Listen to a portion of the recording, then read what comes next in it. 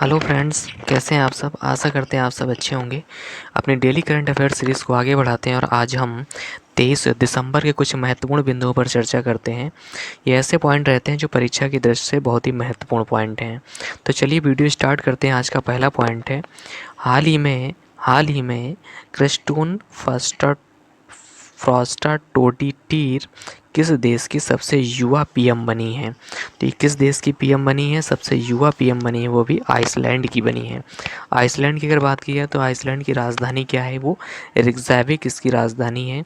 और क्रिस्टून क्रिस्टून फ्रॉस्टा टोडीर इनका नाम क्या है, क्रिस्टून फ्रॉस्टा डोटीर इनका नाम है। और ये किस पार्टी की हैं, तो ये डेमोक्रेटिक अलायंस पार्टी की हैं। क्योंकि अब जो परीक्षा हो रही है उसमें जो करंट का पूछने का जो तरीका है बहुत ही डिफरेंट है। अभी हाल ही में यूपीपीसीएस का जो एग्ज़ाम हुआ है उसमें बहुत ही डिफरेंट टाइप के करंट अफेयर पूछे गए थे, लेकिन इसी करंट अफेयर क्लास से काफ़ी क्वेश्चन उससे मिले हैं।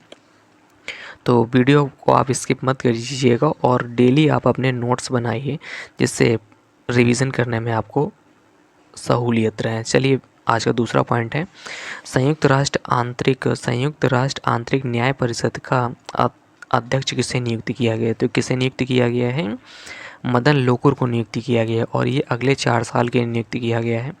2028 तक ये अपने कार्यकाल इनका कार्यकाल 2028 तक रहेगा।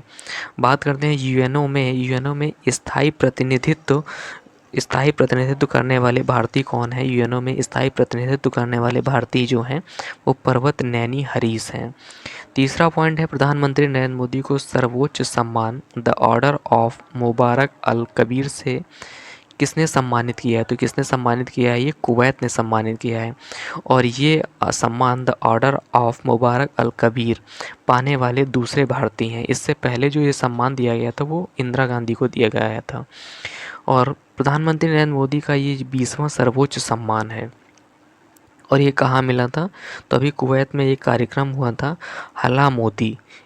कौन सा कार्यक्रम हुआ था, हला मोदी कार्यक्रम में मिला है। बात करते हैं कुवैत में, तो कुवैत में 26वां अरेबियन गल्फ कप का आयोजन हुआ है। चौथा पॉइंट है, भारतीय महिला क्रिकेट टीम ने किसे हराकर पहला अंडर 19 T20 महिला एशिया कप का खिताब जीता है। तो किसे हराकर जीता है, ये बांग्लादेश को हराकर जीता है। और इसका आयोजन कहाँ हुआ, तो इसका आयोजन कुआलालंपुर में हुआ है।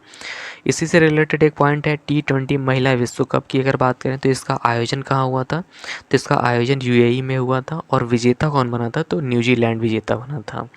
पांचवा पॉइंट है, 18वीं भारत वन स्थिति रिपोर्ट 2023 के अनुसार अधिकतम वृद्धि वाला राज्य कौन है। तो किस राज्य ने सबसे ज़्यादा वृद्धि की है, तो कौन सा है, वो छत्तीसगढ़ है। और दूसरे नंबर पर कौन है, वो उत्तर प्रदेश है। बात करते हैं भारतीय वन स्थिति रिपोर्ट कहाँ से जारी होती है, देहरादून से जारी होती है। और ये कब से जारी हो रही है, तो ये 1987 से जारी हो रही है।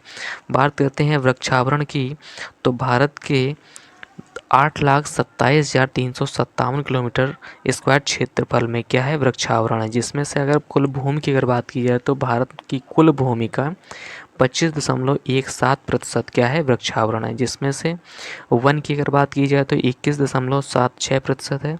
और वृक्ष की बात की जाए तो 3.41% है। सर्वाधिक क्षेत्रफल के बारे में बात की जाए तो किस स्टेट का पहला स्थान है, तो वो मध्य प्रदेश है। दूसरे नंबर पे अरुणाचल प्रदेश है। प्रतिशत की अगर बात की जाए तो पहले नंबर पे लक्षद्वीप है, इसमें से 91% है। और दूसरे नंबर पे क्या है, मिजोरम। छठवां पॉइंट है, NH44 नेशनल हाईवे 44 पर बायोबिटुमेन से निर्मित भारत के पहले सड़क मार्ग का उद्घाटन कहाँ किया गया, तो ये कहाँ किया गया था, महाराष्ट्र नागपुर में उद्घाटन किया गया है। सबसे महत्वपूर्ण पॉइंट ये है, ये बायोबिटुमेन से निर्मित रोड है। इसका मतलब है कि फसल के जो अवशिष्ट होते हैं जैसे पराली वगैरह, तो इनसे क्या की गई है, रोड बनाई गई। तो इन्वायरमेंट को बेहतर बनाने के लिए इसका प्रयोग किया गया है, इसलिए बहुत ही महत्वपूर्ण पॉइंट है। सातवां पॉइंट है, निर्मला सीतारमण की अध्यक्षता में जीएसटी परिषद की 55वीं बैठक कहाँ हुई है? तो ये जैसलमेर राजस्थान में हुई है। बात करते हैं जीएसटी की, तो ये 101वां संविधान संशोधन में क्या हुआ था? जीएसटी का उल्लेख है, जीएसटी का निर्माण हुआ था। बात करते हैं जीएसटी, ये समवर्ती सूची का विषय है। अगर अनुच्छेद की बात की जाए तो अनुच्छेद 279 का ए, इसमें जीएसटी परिषद का उल्लेख है, और अनुच्छेद 246 का इसमें क्या है? जीएसटी का उल्लेख है। अभी हाल ही में चर्चा में रही wing it on the incredible of story of my life, कौन सी पुस्तक थी? Wing it on the incredible story of my life. पुस्तक का संबंध किससे है? तो ये दीपा मलिक की पुस्तक है। और ये क्या थी? ये पैरा एथलीट थी। 2016 रियो पैरालंपिक में शॉर्ट फुट में इन्होंने क्या? सिल्वर जीता था। डियर फ्रेंड्स, आज के लिए इतना ही। मिलते हैं अगली क्लास में। ऐसे ही डेली करंट अफेयर्स पॉइंट्स पाने के लिए हमारे चैनल को सब्सक्राइब करें और बेल आइकन को प्रेस करें। Thank you.